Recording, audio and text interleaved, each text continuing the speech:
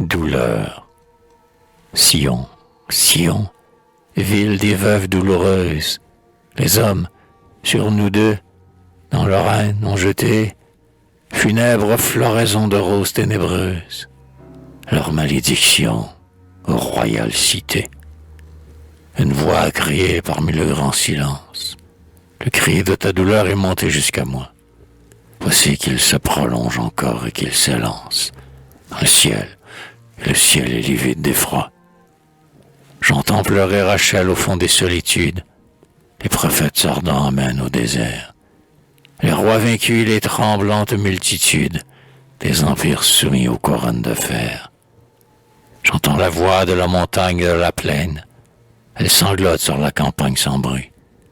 Les morts dont l'étendue obscure est toute pleine sont tombés là pendant l'orage de minuit.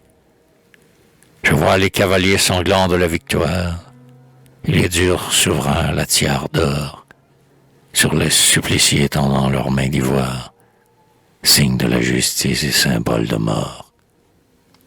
Je vois la flamme des bûchers et les tortures, l'épouvante de tous les âges, la terreur, des mères dont le cœur est brûlant de blessures. On a coupé les lys dans ce pays qui meurt. J'ai dit, honte à vos rois, à vos dieux, à vos sages. Ils ont tué la vie, et ils ont tué l'amour.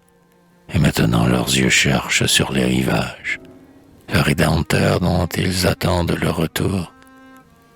J'ai dit que les vautours et les aigles voraces emportent les bourreaux suppliants et criants. Je vais renouveler et détruire des races, car ma tristesse a contemplé cet Orient.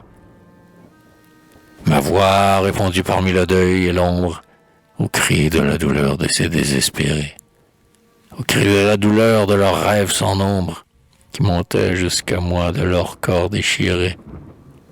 Durant les nuits d'été larges et lumineuses, la lune s'agrandit comme un soleil levant, et tu surgis au bord d'un lac de diamants.